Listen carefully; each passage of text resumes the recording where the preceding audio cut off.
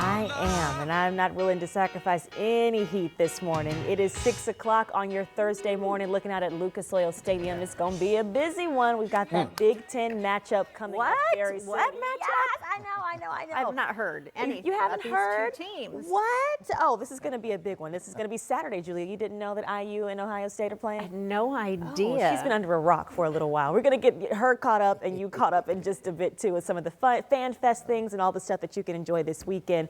But yeah, it is cold as ice this morning, and we're actually seeing some ice out on the roadways. Oh my gosh, and it's kind of in this odd form because it's fog and kind of settling in some places. A little fog mist. It's been patchy. So far, I don't want to jinx it, but so far we've only had a couple of accidents. Okay, so I hope it stays that way. Maybe I just jinxed it. You did. No. And I also did want to ask you, as well as you're talking about, never mind, it just completely. Oh, Her brain's frozen. Were you talking about the beautiful poinsettias, by the way? That's what No, she's my trying to help you medication out. needs to be fixed, apparently. Anyway, go for it. kudos to our crew. They're very meticulous. They water these things every single day. Beautiful. And in 3 weeks, they're still going to look just as nice. Okay. So we appreciate everyone here on this chilly morning. 6 o'clock, Julia, it's okay. That's me every day of the week. Trust me, that's me every day of the week. Hey, we're up to just over 20 school delays, and this is going to continue to populate. We're going to see more added, I believe, as the school districts get up. And it's a combination maybe of some of the road conditions, but also we've got wind chill issues. In a couple hours, these numbers are going to be much lower. 5 right now in Lafayette, 16 in Indy will be in the single digits. By 7 o'clock, and we will likely have some sub-zero numbers on the map here over the western and northwestern part of the state. So it is not going to be a comfortable morning. I mentioned, we talked about it, a little mist across the area, and we've had a little bit of light snow. It's showing up on radar here, and it may be just enough to create some icy patches. I'll have an update on the roads in a moment. Sunrise this morning at 7:50. Clouds around this morning. We're going to have some flurries, a little light snow, and more of a midwinter cold for today. It could be even colder tonight if we lose the cloud cover, and also stay with us for the 7-day. Got to talk about some weekend snow chances. Roadways here this morning at 6:02. Again, as mentioned, we had an accident earlier this morning. Right now, again, hopefully this holds. No accidents to report. Here's 65 at Raymond Street. Of course, we haven't really gotten to the heart of the commute here. Roads look wet, but some icy patches are very possible. But fingers crossed we don't have too many issues, but subject to change as we move through the next couple of hours. It's going to be interesting to watch as that colder air works in. Some of that leftover moisture on the surfaces could get a little icy here. Stay with us and we'll keep you posted. Developing this morning, Metro Police are investigating after an early morning shooting on the south side. Officers tell us they were called to Burkhart Drive near South Meridian and East Banta Avenue around 1 o'clock. IMPD officials tell us they found a person with a gunshot wound who died at the scene. And so far, there's no word on what might have led up to that shooting or any suspect information. But as we learn more information on air and online, we'll keep that updated for you. Well, today, House lawmakers get their first chance to make any changes to the way the new redistricting bill is put on paper this morning. Yeah, the bill gives glimpses now to how the state's congressional districts could be redrawn. Let's get to Anna Chalker. You know, you've been following this for weeks now, leading up to Senate lawmakers on their votes finally when they get this bill. Good morning. Good morning, ladies. Well, we still have until Monday before the Senate would actually look at this bill. That's if the House passes it through today or tomorrow. But some of those Senate lawmakers are still unsure on if this bill will stay once they get their hands on it next week. And we spoke with two senators, Senator Spencer Deery and Ron Alting, who both represent Tippecanoe County. And while both of them are Republicans and share similar beliefs, they disagree on where the proposed map stands. Senator Alting, he's saying yes. He says a part of that vote is pressure coming from D.C. and how this would be how he is looking out for the people he serves. I've had comments made to me from Washington that if I didn't, there'd be consequences in terms of my constituent funding, particularly Purdue University, particularly on the SNAP program, particularly in the Medicaid funding. Now, Senator Deering, he's voting no and disagrees with what is coming out of Washington on this. He says his constituents, have told him they have other concerns that are not about redistricting, and he believes the proposed map is not for the voters' best interest. It's not really made to make sense. It's just mathematical. We need the numbers, throw them in, which is part of the problem with how we're doing this, because typically you would have hearings all across the state. You'd listen to voters.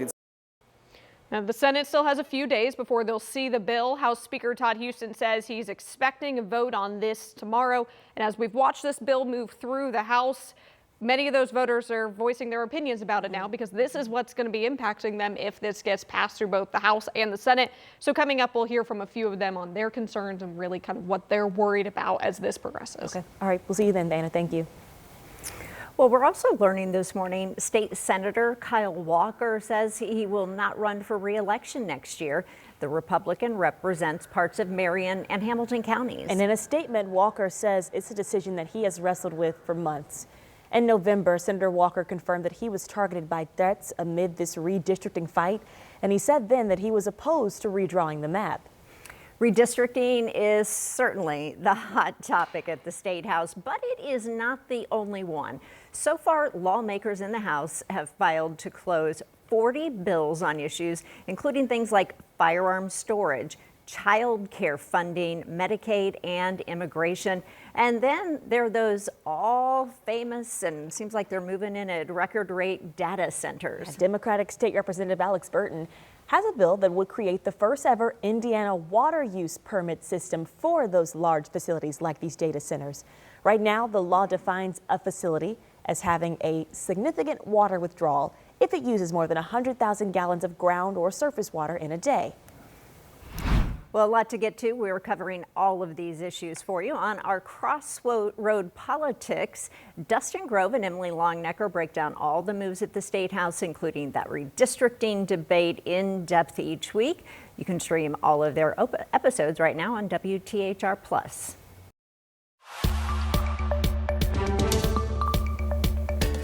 In just a few hours, the man who killed a woman after she ordered an Uber that he was driving will be sentenced. Francisco Valdez pled guilty to murder in October.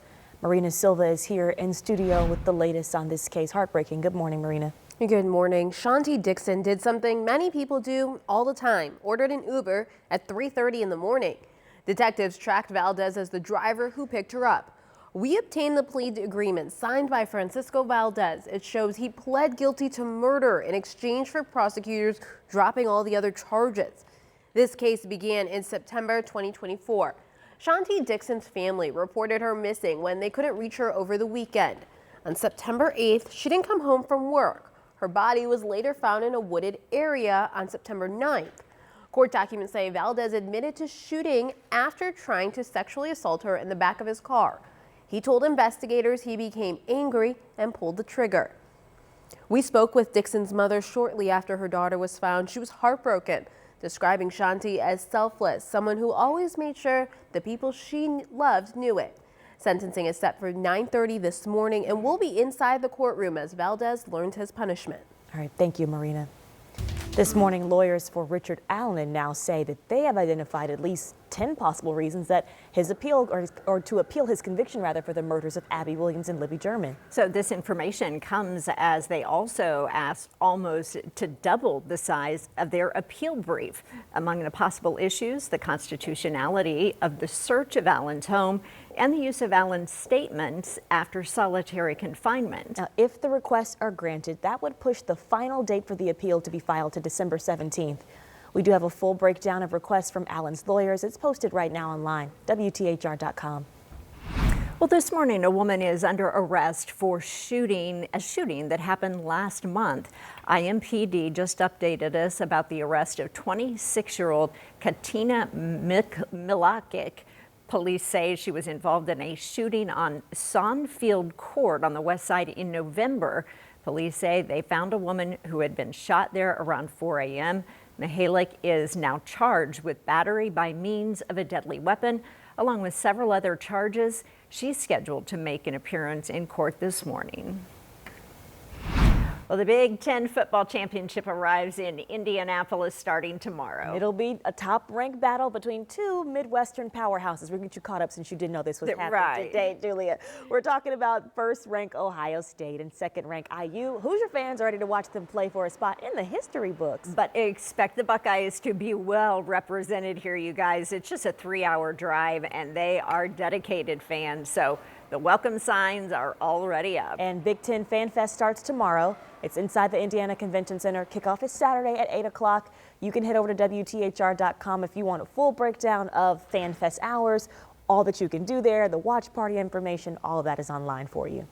And for the second year in a row, IU football coach Curt Cignetti is the Big Ten Coach of the Year. He's only lost 2 games since he joined the team in 2024.